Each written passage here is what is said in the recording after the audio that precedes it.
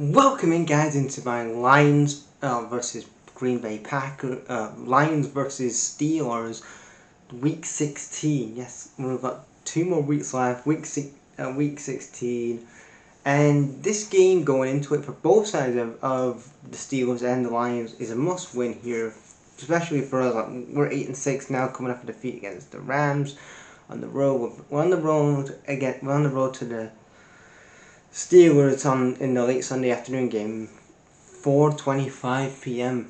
And again, we're on the road to the Steelers at Heinz Stadium. I know it's called something else now, but obviously growing up as a kid, I know it's Heinz Stadium. So it's Heinz Stadium, you know, where you get ketchup and whatever, your mayo. Anyway, whatever. But yeah, we have a terrible record here on the road to the Steelers. We've never had a good time coming here.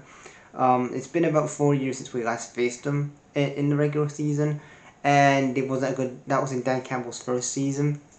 And then just really all my since I think last time we won on the road to the Steelers was in, like, I think it was the 1950s, something like that, around the 50s. It's been fucking.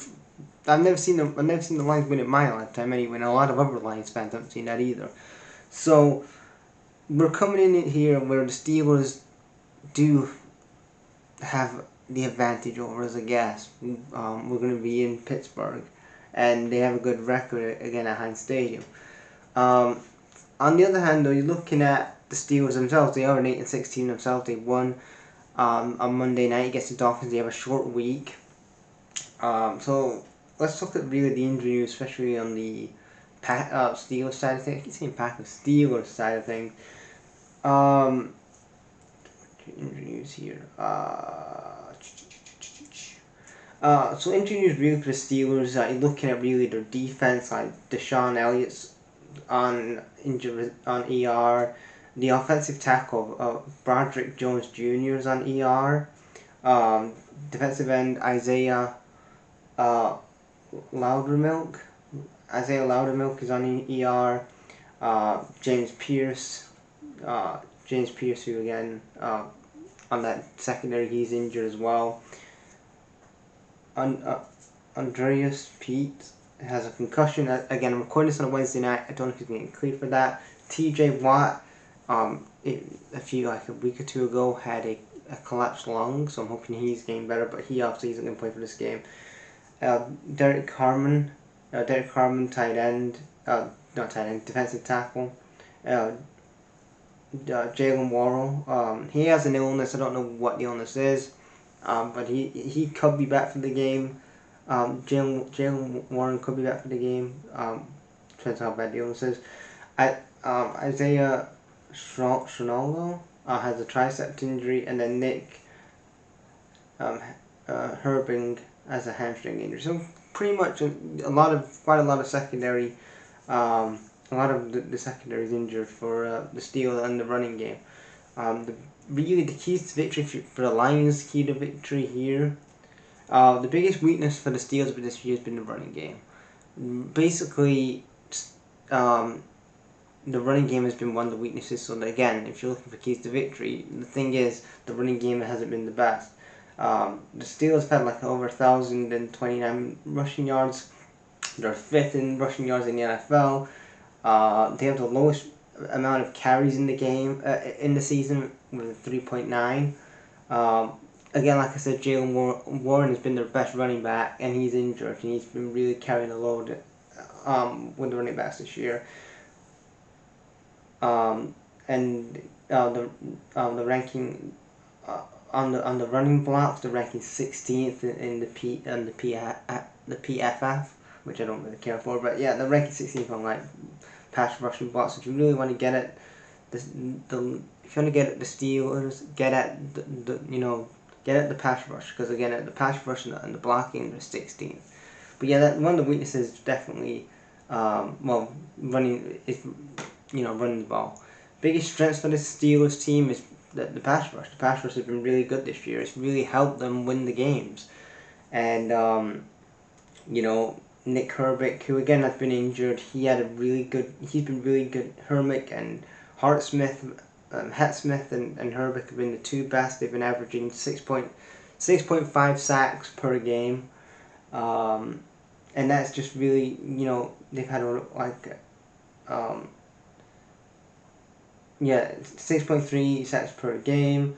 You got Cam Hayward, who again he's playing about 8.5, and then you got Malik Harrison as well, who's up there. So you got a really good secondary if you're looking at for the Steelers side of things. With the they can really stop the pass rush. Keys to victory, the weaknesses for the Lions here. It's the secondary. The secondary has been a problem this year. Some games we have improved in that secondary, but not as well. We gave up 40 points the last game, and the secondary and the offensive line were two things that we have struggled on. And Jared Goff, you can, I say this in every kind of preview, but Jared Goff hasn't had the best of years. You can definitely get at him and really make him under pressure. And it's going to be a battle of like the wide receivers of the Steelers and the secondary of the Lions. Like you're looking at the DK Metcalf, who again had a really good performance against the Dolphins, and Aaron Rodgers. Aaron Rodgers looks like he's had a pretty good year. I didn't really know how Rodgers and Mike Tomlin would even cohere and coexist, but they're not doing too bad with each other so far. Again, I still stand by that Mike Tomlin should leave after this year, because again, it's all nice. He's happy with Mike Tomlin's a nice guy with the media, and he never has a losing record in his regular season, but comes to playoff time, and they currently sit at the top of the AFC North. That's currently as I'm recording. So. Yeah, and then you're looking at really the injury news on the Lions side of things. Oh yeah, the keys to victory kind of for the Steelers here. Get at the secondary. Make sure that you're putting pressures on Jack Campbell and Aiden Hutchinson and all those guys. And really try to stop the run game. Make sure that this pass rush stops the run game. Make sure that, you're isolating Jamar Gibbs. You're isolating Dave Montgomery. And make Jared Goff use his arms to win the game, because again, a lot of times this year we've been running with the ball a lot. We haven't been going in the air as much. Make Jared Goff go in the air, because a couple times in the air when we've been in the air, we fumbled a couple of times in the air. So try to really make Jared Goff throw his arm. That's also what I'm saying. Injury news though for the Lions here. Again, Tyler Decker's still out with a shoulder injury. Kirk Josie's still out with his knee injury.